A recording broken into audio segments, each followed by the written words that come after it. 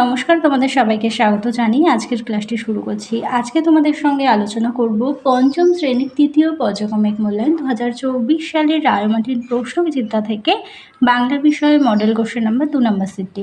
তাহলে চলো আর দেরি না করে এবার দেখে নিই। প্রথমেই দেখো আছে একের এক দাগে ওই বাড়িতে বৃষ্টি এলো ড্যাশ গাছপালা। উত্তরটি হবে ঝাপসা গাছপালা। একের দুই দাগ, না ভাই তোমার সঙ্গে আর আমি চাষ করতে যাব না, তুমি বড্ড ঠকাও। একের তিন দাগ, কোনো কোনো ভোরবেলায় ছাত্ররা দেওয়ানজির পুকুর পাড়ে তাদের প্রিয় অঙ্কের মাস্টার মশাইয়ের মেজ বাড়িতে পৌঁছে গেলে দেখত তিনি অনেক আগেই উঠে রামকৃষ্ণ স্তোত্র গান করছেন। পরের প্রশ্ন একের চার দাগে, আকাশে থাক ঝড় বৃষ্টি আর কিছু রৌদ্র।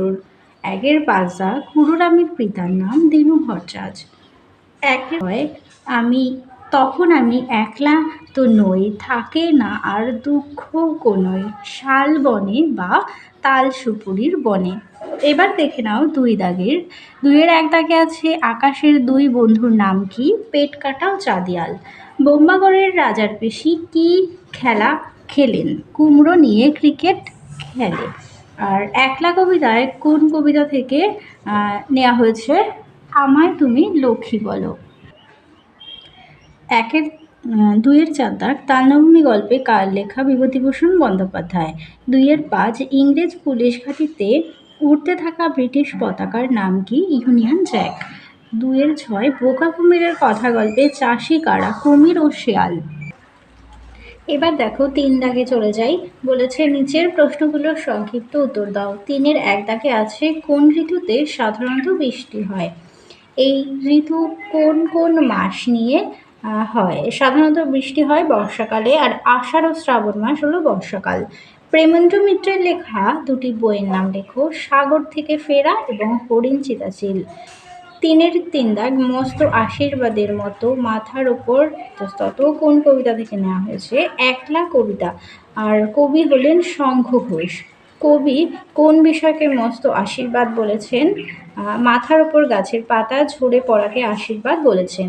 চার দাগে চলে যাই। চারের এক দাগে আছে আকাশের দুই বন্ধু তাদের বন্ধুত্বকে অটুট রাখতে কি সিদ্ধান্ত নিয়েছিল?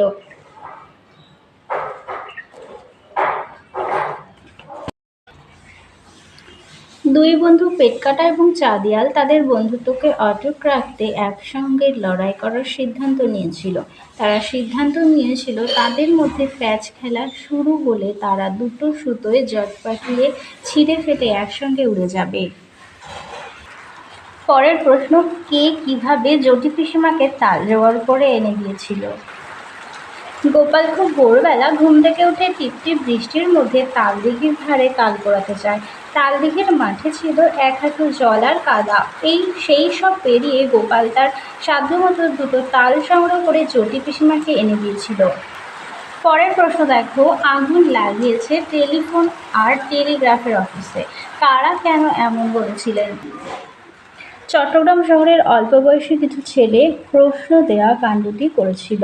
তাদের এমন কাণ্ড করার পেছনে মূল কারণ ছিল চট্টগ্রামকে ইংরেজ শাসক থেকে মুক্ত করা।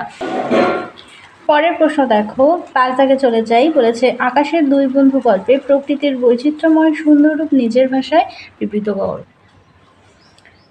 গল্পে প্রকৃতির বৈচিত্র্যময় সুন্দর রূপ ফুটে উঠেছে নানাবিধ বর্ণনার মধ্য দিয়ে। গল্পে বলা হয়েছে একটি বীজ মাটিতে ফুটলে তার নতুন গাছ জন্ম নেয়। গাছটি ধীরে ধীরে সবুজ পাতা ছাড়িয়ে হাওয়ায় তোলে। একসময় সেই গাছের ফুলের কুঁড়ি থেকে ফুল ফোটে। পাখির বাসায় মা পাখি বসে তার ডিম তা দেয়। কিছুদিন পর সেই ডিম ফুটে ছানাপোনা কিচিরমিচির ডাক দিয়ে বেরিয়ে পড়ে। এরপর তারা হাঁ করে আকাশের দিকে মুখ তোলে, মায়ের কাছে খাবার চায়। একদিন বড় হয়ে তারা আকাশে বাহারি পাখা ছাড়িয়ে ডানা মেলে উড়ে যায়। অথবা দিয়ে আছে বর্ষাকালে গোপালের দেখা স্বপ্ন কিভাবে মিথ্যা হয়ে গেল তা গল্প অনুসরণে লেখো। বর্ষাকালে গোপাল তার ঘুমের বর্ষাকালে গোপাল তার ঘুমের মধ্যে স্বপ্ন দেখে যে সে জটি পিসিমার বাড়িতে তাল নবমীর নেমন্তন্নে গেছে, কিন্তু বাস্তবে তা হয় না। সে তাল নবমীর দিন সকাল থেকে দরজার সামনে কাঠের গুঁড়ির ওপর ঠায় বসে থাকে। তার সামনে দিয়ে গ্রামের সব লোকেরা একে একে নেমন্তন্ন খেয়ে যায়, কিন্তু জটি পিসিমার বাড়ি থেকে তাকে নেমন্তন্ন করা হয়নি। এইভাবেই বর্ষার রাতে তার দেখা স্বপ্ন মিথ্যা হয়ে যায়। এরপরে দেখো বোম্বাগড়ের রাজা কবিতা সম্পর্কে 5টি বাক্য লেখো। এখান থেকে দেখো, রাজা ছবির ফ্রেমে আমসত্ত্ব ভাজা বাঁধিয়ে রাখেন। রাজা তার বিছানায় পাতেন শিরীষ কাগজ দিয়ে, আর রাজা সভায় হুক্কা হুয়া বলে চেঁচান। আরেকটি লিখবে যে রানীর মাথায় অষ্টপ্রহর বালিশ বাঁধা থাকে, আর রাজার পিসি কুমড়ো দিয়ে ক্রিকেট খেলে। এরপরে দেখো আছে, সেই দিনও কি এমনিতর মেঘের ঘনঘটা। কোন দিনের কথা বলা হয়েছে, সেই দিনের প্রকৃতির বর্ণনা দাও। দেখে নাও এখান থেকে এইটুকু। এরপরে শব্দার্থ লেখা আছে। দৌরাত্রি মানে হচ্ছে দুরন্তপনা, নোনতা মানে হচ্ছে লবণাক্ত। পদ পরিবর্তন, মাটি হবে মেটে আর ত্যাগ হবে তেজ্য। বাক্য রচনা করো, আগা, আখের আগা নোনতা হয়। এরপরে বলেছে বেমানান শব্দের তলায় দাগ দাও। এখানে গাছপালা, মেঘ, হাওয়া, বাদল, এগুলো সব প্রকৃতির সঙ্গে মিল আছে, মানিকটা হবে আলাদা। এরপরে দেখো ক্রিয়ার তলায় দাগ দাও।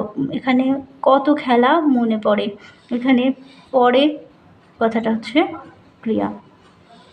রেখাঙ্কিত শব্দগুলো কোনটি কী জাতীয় সেটি লেখো। বলেছে ভেবেছে মাটি খুঁড়ে সব ধান বার করে নেবে। এখানে ধান হচ্ছে বিশেষ্য পদ আর নেবে হচ্ছে ক্রিয়াপদ। পরেরটি দেখো, এলোমেলো বর্ণগুলো সাজিয়ে লেখো। প্রথমটি হবে গোলা বারুদ আর এটি হবে খোকা ঠাকুর। সমার্থক শব্দ লেখো। বন্ধু হবে সখা, মিত্র। সঠিক উত্তরটি বেছে নিয়ে লেখো। সব শব্দের কি বিপরীত শব্দ হয়, এটি হবে না। পরেরটি দেখো, বিপরীত শব্দ ঘন, পাতলা, কুটিল, সরল, আহ্বান, বিসর্জন, অনুকূল, প্রতিকূল। তাহলে চলো তোমাদের 2 নম্বর মডেল সেটটি সমাধান করে দিলাম। ভিডিওটা ভালো লাগলে অবশ্যই লাইক, কমেন্ট ও বন্ধুদের সঙ্গে শেয়ার করতে ভুলো না। সবাই ভালো থেকো, সুস্থ থেকো, টাটা।